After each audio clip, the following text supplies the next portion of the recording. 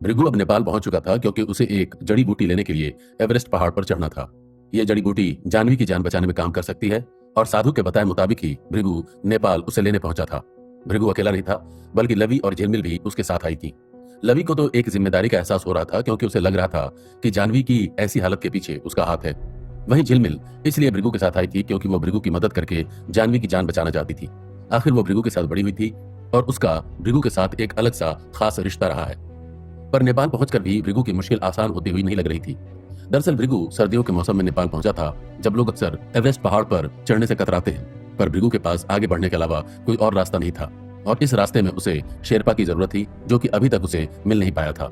इसलिए भृगु समझ नहीं पा रहा था कि वो क्या करे और ऐसे ही परेशान वो एक दुकान में चाय पीने पहुंचा, जहां उसकी नजर एक लड़के पर पड़ी। वो लड़का लगभग 18 से 20 साल के बीच का होगा और नेपाली था। वो उस चाय की दुकान पर काम तो कर रहा था, लेकिन भृगु को उस लड़के को देखकर कुछ अलग सी बात महसूस हुई। भृगु ने उसे इशारे से अपने पास बुलाया। वो लड़का पहले तो हिचकिचा रहा था, लेकिन फिर वो धीरे से भृगु के पास आया। भृगु ने पूछा, क्या हुआ? तुम मुझसे कुछ कहना चाहते हो? क्योंकि मैंने गौर किया है कि तुम काफी देर से मुझे देख रहे हो। वो लड़का थोड़ा घबरा रहा था, पर उसने धीमी आवाज में कहा, साहब, मैंने आपकी बात सुनी। अभी आप बाहर किसी से शेरपा के लिए पूछ रहे थे। क्या आपको शेरपा चाहिए? शेरपा का नाम सुनते ही भृगु ने उत्साहित होकर कहा, हाँ, मुझे चाहिए। मुझे तुरंत शेरपा की जरूरत है। क्या तुम मेरी कोई मदद कर सकते हो? उस लड़के ने भृगु को सर से पैर तक देखा और फिर उसने साथ बैठी लवी और झिलमिल को भी देखा। उसने कहा, हाँ, मैं किसी को जानता हूँ, आप आओ मेरे साथ। वो चारों उस दुकान से बाहर निकले और 5-7 मिनट चलने के बाद वो तीनों उस लड़के के साथ एक घर के बाहर आकर रुके। वो लड़का अंदर घुसने लगा, पर भृगु वहीं रुक गया। उसने पूछा, ये कहाँ ले आए हो? वो एक छोटा सा घर था जिसका दरवाजा तो और भी छोटा सा था। उस लड़के ने कहा, अरे साहब, डरिए मत, ये मेरा ही घर है, आप अंदर तो आइए। भृगु ने पलटकर लवी और झिलमिल को देखा। उन दोनों को भी कुछ समझ नहीं आ रहा था, पर फिलहाल उनके पास कोई और रास्ता भी नहीं था, इसलिए वो तीनों ही अंदर घुस गए। वो घर बाहर से भले ही दिखने में छोटा सा लग रहा था, लेकिन अंदर घुसते ही वो घर काफी बड़ा था। भृगु जैसे ही अंदर घुसा, उसने देखा कि वो लड़का उसके सामने ही खड़ा हुआ था। उस लड़के के पास ही एक औरत खड़ी थी, जो दिखने में थोड़ी बड़ी लग रही थी, लेकिन उस औरत का चेहरा काफी सख्त सा लग रहा था। साथ ही वहां कुछ और लोग भी बैठे हुए थे, जो सब भृगु, लवी और झिलमिल को अजीब नजरों से देख रहे थे। उन्होंने जैसे ही भृगु को देखा, वो सभी थोड़ा हैरान होकर आपस में कुछ खुसफुसाने लगे। वो औरत भी उन तीनों को अच्छे से भांप रही थी, जैसे कि अपने घर आए हुए अनजान लोगों को परख रही हो। तभी उस लड़के ने उस औरत के कानों में कुछ बात कही, जिसे सुनकर उस औरत ने अपना हाथ ऊपर उठाया और पीछे सभी लोग खामोश हो गए। उसी बात से भृगु समझ गया कि वो औरत कोई खास औरत थी। फिर वो औरत भृगु के करीब आई और हाथ जोड़कर उसका स्वागत करते हुए बोली, मैं इस गांव की प्रधान हूँ और ये मेरा घर है। मेरे घर में तुम लोगों का स्वागत है। भृगु ने भी हाथ जोड़कर सर झुकाकर नमन किया। फिर उसने कहा, दरअसल मैं यहाँ किसी जरूरी काम से आया हूँ। मुझे एवरेस्ट चढ़ना है और उसके लिए मुझे शेरपा की जरूरत है। मैंने अब तक बहुत ढूंढा है, लेकिन अब तक मुझे कोई भी शेरपा नहीं मिला है। देखिए, मैं जितना चाहे उतने पैसे देने को तैयार हूँ, लेकिन मुझे ये जल्द से जल्द चाहिए, जैसे कि आज ही रात या कल की सुबह हमें एवरेस्ट चढ़ना शुरू करना होगा। भृगु की एवरेस्ट चढ़ने की बेसब्री देखकर वहां उस घर में मौजूद हर इंसान चौंक गया। हर साल उनके इस गांव में ऐसे बहुत से लोग आते हैं जो एवरेस्ट चढ़ना चाहते हैं और अपने लिए शेरपा ढूंढ रहे होते हैं। हर किसी की एवरेस्ट के लिए एक रणनीति होती है, पर भृगु तो एवरेस्ट चढ़ने की बात ऐसे कर रहा था जैसे कि उसे किसी साधारण से पहाड़ पर जल्दी चढ़कर नीचे उतरना हो। वो औरत बोली, तुम्हें पता है ना कि तुम कौन से मौसम में यहाँ आए हो? अगर तुम्हें अब तक शेरपा नहीं मिला है तो इसकी एक वजह है, क्योंकि जो तुम इस वक्त हमसे मांग रहे हो वो मुमकिन नहीं है।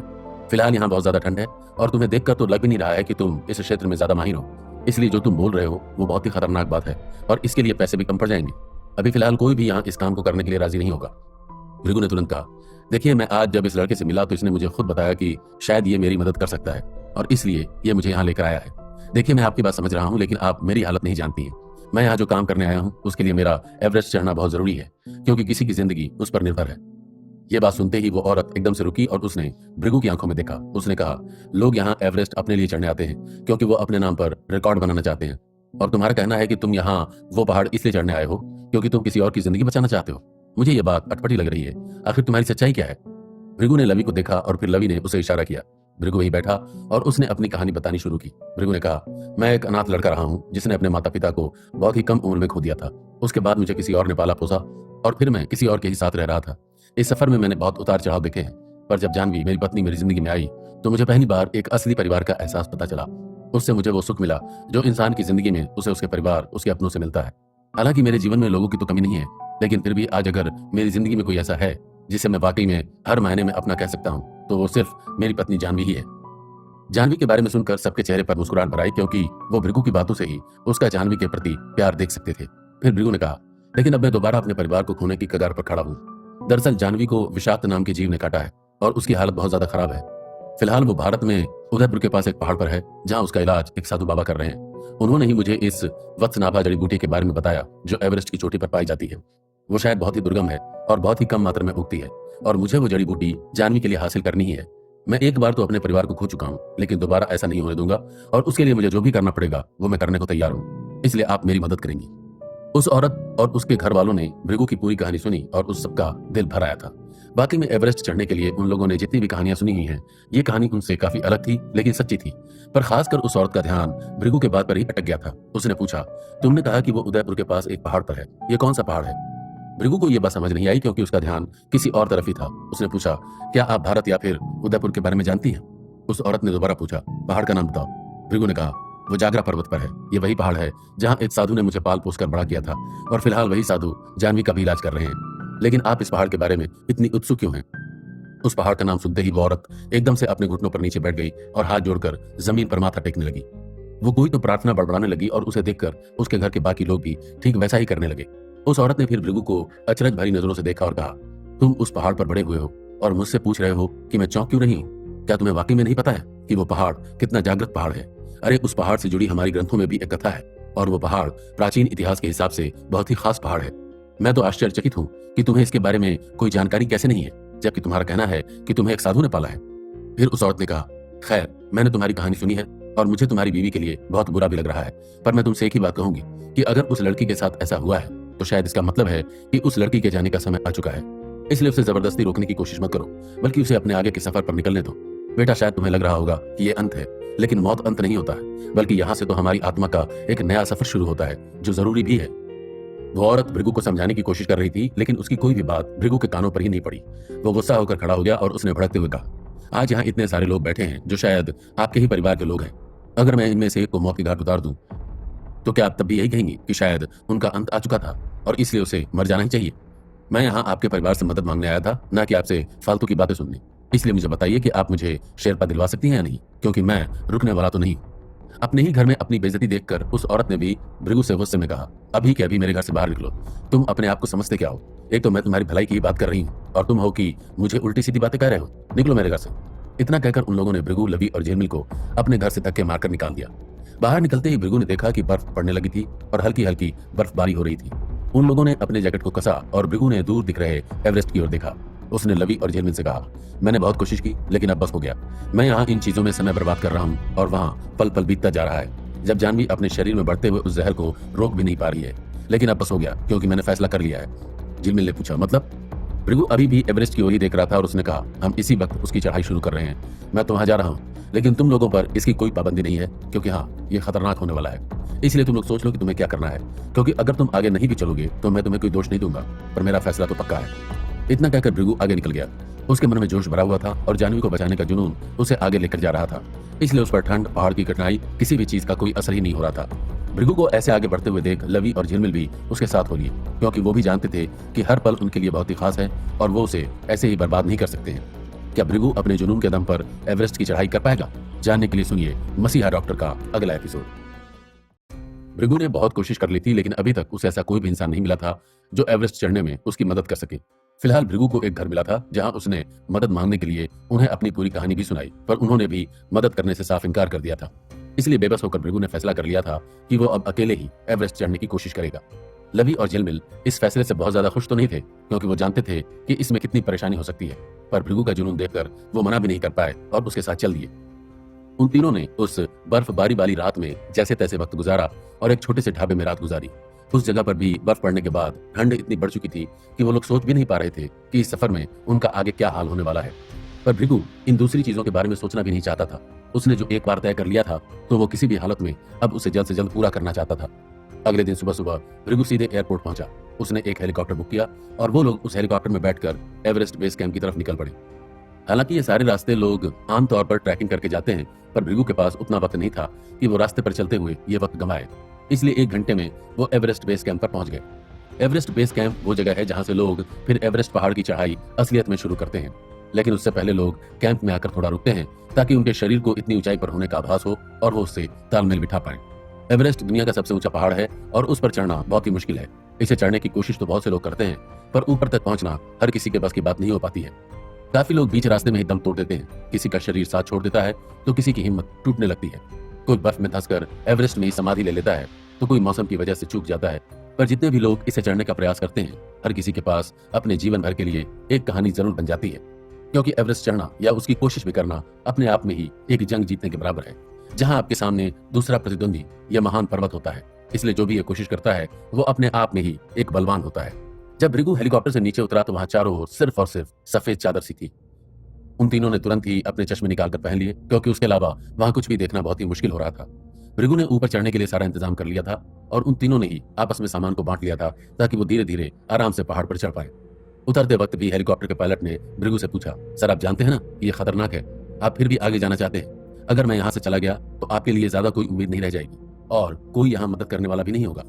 भृगु ने अपना बैग ठीक से पहनते हुए कहा, तुमने यहाँ तक छोड़कर वैसे भी काफी मदद कर दी है और अब आगे का रास्ता मैं तय कर लूंगा, धन्यवाद। इतना कहकर भृगु वहां से निकल गया।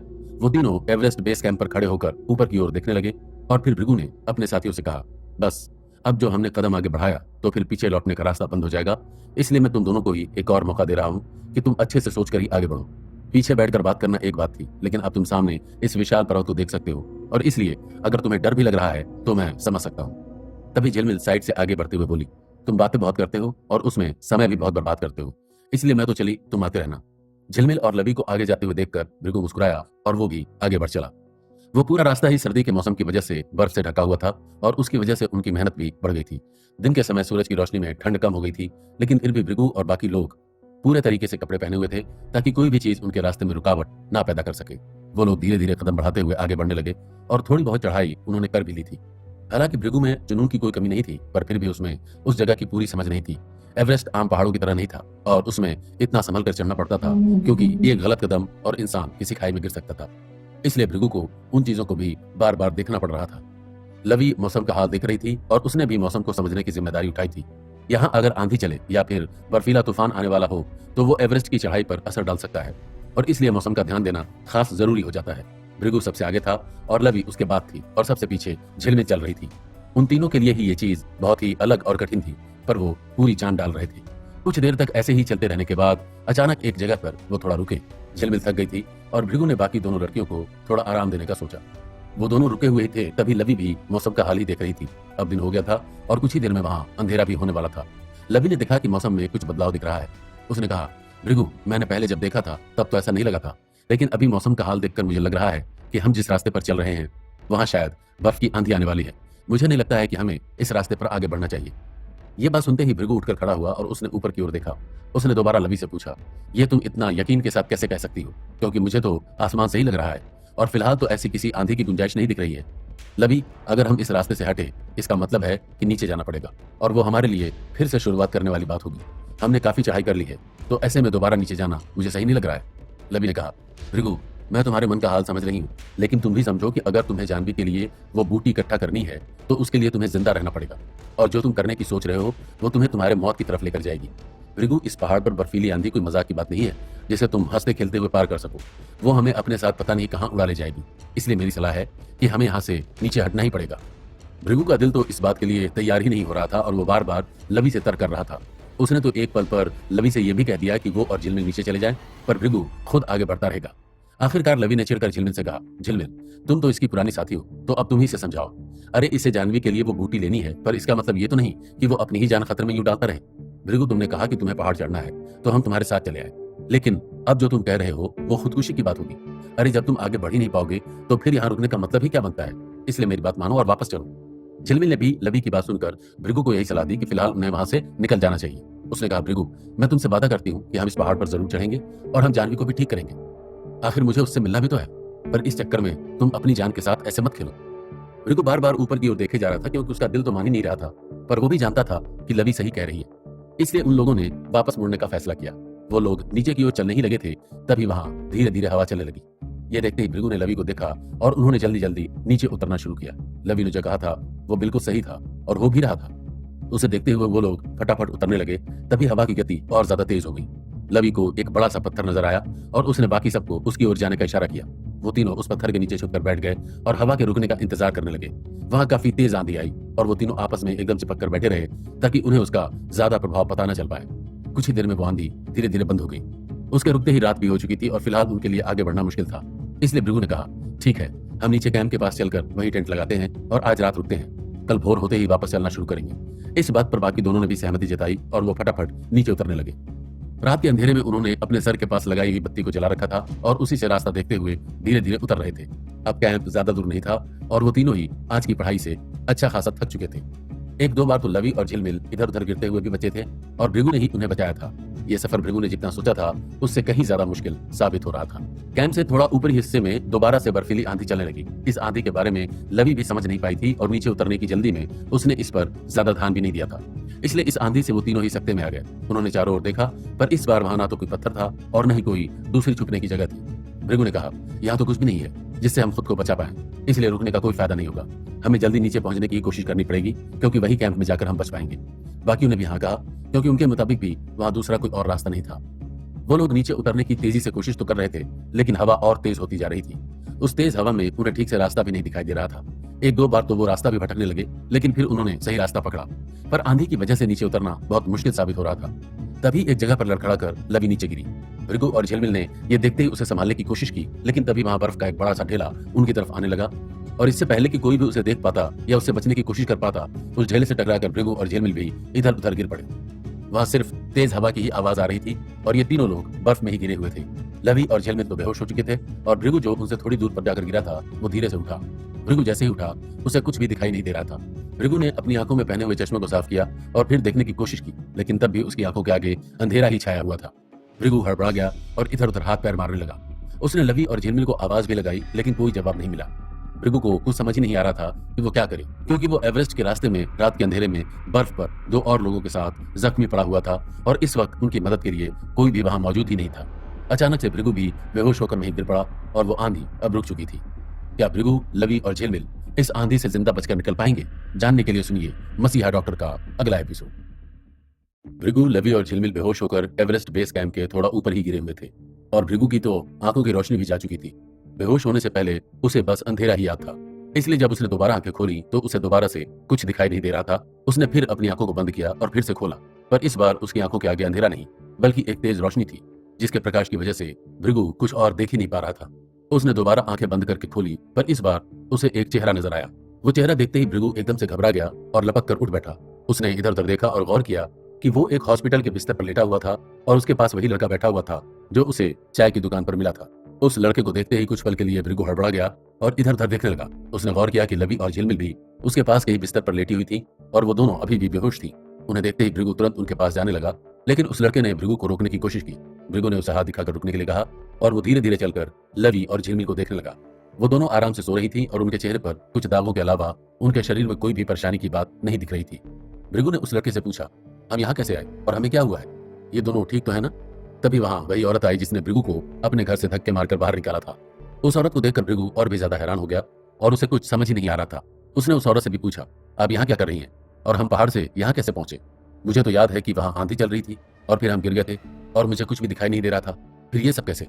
भृगु की परेशानी को समझते हुए उस औरत ने कहा, हाँ, तुम तो बहादुरी से पहाड़ चढ़ने निकले थे, लेकिन ये पहाड़ चढ़ना अगर इतना ही आसान होता तो फिर बात ही क्या थी? हर कोई आता और ऐसे ही इस पहाड़ पर चढ़ जाता। लेकिन नहीं, ये मुमकिन नहीं है। वो तो शुक्र मनाओ कि जिस पायलट ने तुम्हें वहां उतारा था वो भी हमारे ही गांव का लड़का है और उसने आकर हमें तुम लोगों के बारे में बताया था। मुझे तो ये सुनकर बहुत गुस्सा आया और मैं तो चाहती थी कि ऊपर चढ़ते हुए तुम्हें सबक सीखना चाहिए, लेकिन तभी हमें पता चला कि आंधी आने वाली थी। उसके बारे में सुनकर ही मैं समझ गई थी कि तुम लोग उस आंधी को बिना हमारी मदद के ऐसे पार नहीं कर पाओगे और इसलिए तुम्हें बचाने की जरूरत पड़ेगी। मैंने हमारे गांव से जो लोग भेजे थे वो पायलट के साथ वहां पहुंचे और उन्होंने ही तुम्हें वहां से बचाकर निकाला। अगर वो थोड़ी सी भी देर कर देते तो फिर तुम्हारी मौत तो निश्चित ही थी। आखिर तुम कितने ढीठ हो कि तुम खुद तो मरने की कगार पर थे और साथ में इन दो मासूम लड़कियों को भी मारने के लिए तैयार थे। बेटा, मैंने तुमसे जो कहा था वो गलत नहीं है। उस औरत की ऐसी बातें सुनकर भृगु को बुरा लगा। वो जानवी को बचाने की धुन में इतना पागल हो गया था कि उसने वाकई में किसी भी चीज की कोई परवाह नहीं की थी और उसने लवी और झिलमिल की भी जान को खतरे में डाल दिया था। आखिर कुछ देर में उन दोनों को भी होश आ गया। तब उस औरत ने उन तीनों को ही समझाते हुए कहा, मैंने पहले भी कहा था और दोबारा कहूंगी कि इस पहाड़ पर हर कोई नहीं चढ़ सकता है। इस पर चढ़ने के लिए आपके पास बुलावा आना चाहिए, क्योंकि उसका मतलब होता है कि यह महान पहाड़ तुम्हें उस पर चढ़ने की इजाजत दे रहा है। शायद तुम लोगों को यह सुनने में अजीब लग रहा होगा, लेकिन हमारे लिए यह अजीब नहीं है। यह सच्चाई है जिसकी इज्जत करना हर पर्वतारोही का काम है और जिसने वो इज्जत नहीं की तो वो भी मुंह की ऐसी खाता है जैसे तुम लोगों ने खाई है। उस औरत की बातों में अभी भी एक गुमान था जिसे सुनकर भृगु को अच्छा तो नहीं लग रहा था, पर अब वो गुस्सा भी नहीं कर रहा था, क्योंकि उसने भी ये सच्चाई महसूस की थी। इसलिए उसने निर्णय किया कि अब वो इन गांव वालों के हिसाब से ही चलेगा। भृगु ने उस औरत से कहा, मुझे भी इजाजत चाहिए, तो क्या आप वो इजाजत लेने में मेरी मदद करेंगे? गांव वालों ने भृगु, लवी और झिलमिल को हॉस्पिटल से निकाला और उन्हें लेकर सीधा गांव के मुख्य मैदान में पहुंचे। वहां एक बहुत बड़ा लकड़ी का ढांचा तैयार किया गया था और गांव के सभी लोग उसके चारों ओर घेर कर खड़े हुए थे। बीच में एक पंडित था और गांव के प्रधान भी खड़ी हुई थी। वहीं एक लामा भी आ गए थे और उनको देखते ही पूजा की शुरुआत हुई। लामा अपनी पूजा कर रहे थे और तभी प्रधान ने भृगु को एवरेस्ट की कहानी सुनाने की शुरुआत की। प्राचीन लोगों के हिसाब से बहुत समय पहले जब असुरों और देवताओं की लड़ाई हुई थी, तो वो बहुत ही घमासान लड़ाई थी। देवताओं ने उस लड़ाई में जीत तो हासिल कर ली थी, लेकिन उन्होंने सारे असुरों को उनकी मात देते हुए बर्फ में जमा दिया था, और यही वो पहाड़ है जो आज पूरी तरह से बर्फ में ढके हुए थे।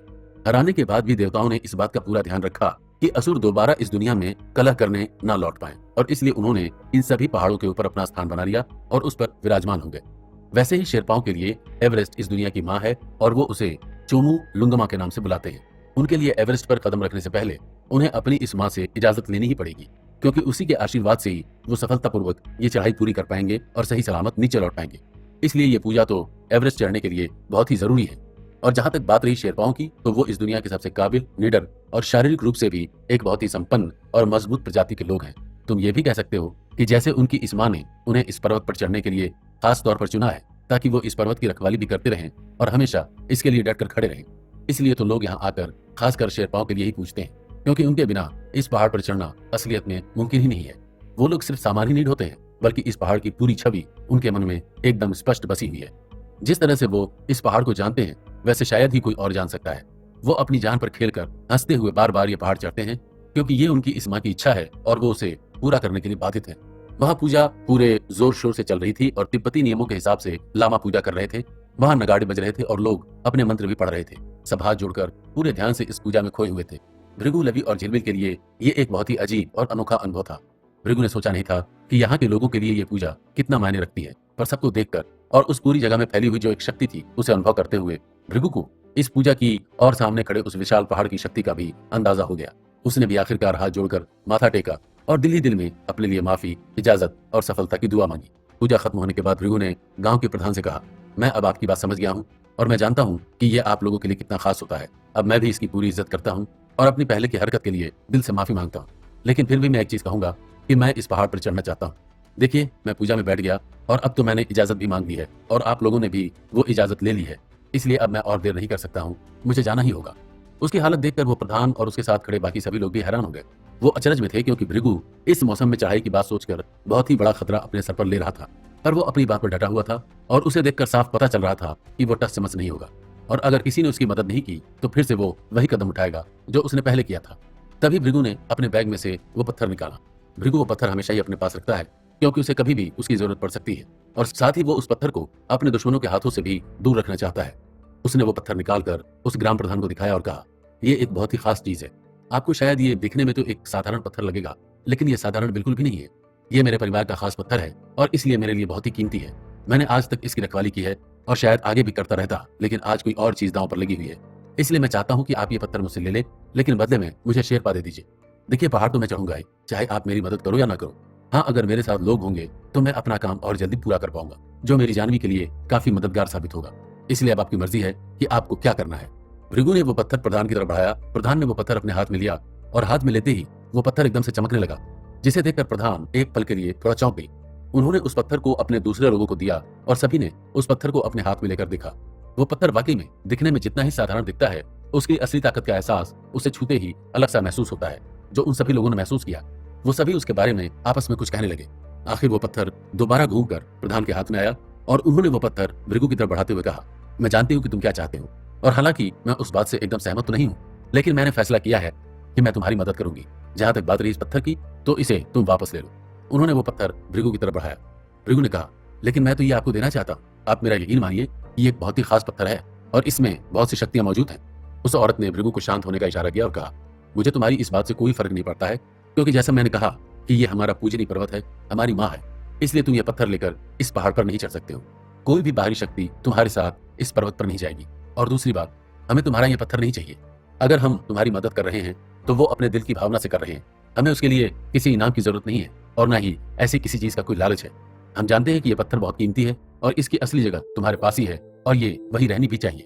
ये बात सुनकर भृगु का मन भर आया और उसने प्रधान के सामने सर झुकाकर उनका आशीर्वाद लिया। उसने कहा, मैं चाहता हूं कि आप भी मुझे आशीर्वाद दीजिए ताकि मैं ये सफर अच्छे से पूरा कर सकूं। उस औरत ने भृगु के सर पर हाथ रखा। उसके बाद वो लोग रात में आराम करने के लिए उसी औरत के घर चले गए।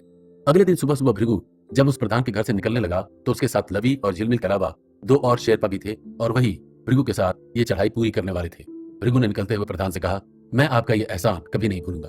मैं आगे जाते हुए आपसे वादा करता हूं कि मैं इस पर्वत की इज्जत करूंगा और ऐसा कोई भी काम नहीं करूंगा जो आपके या इस पर्वत की मर्यादा के खिलाफ हो। लेकिन जब तक मैं वापस नहीं आ जाता हूं तब तक मैं चाहता हूं कि आप मेरी एक चीज का ध्यान रखें। उसने फिर वो द्रवना पत्थर उस प्रधान के हाथों में रख दिया। क्या भृगु दूसरी बार एवरेस्ट चढ़ने में सफल हो पाएगा? जानने के लिए सुनिए मसीहा डॉक्टर का अगला एपिसोड।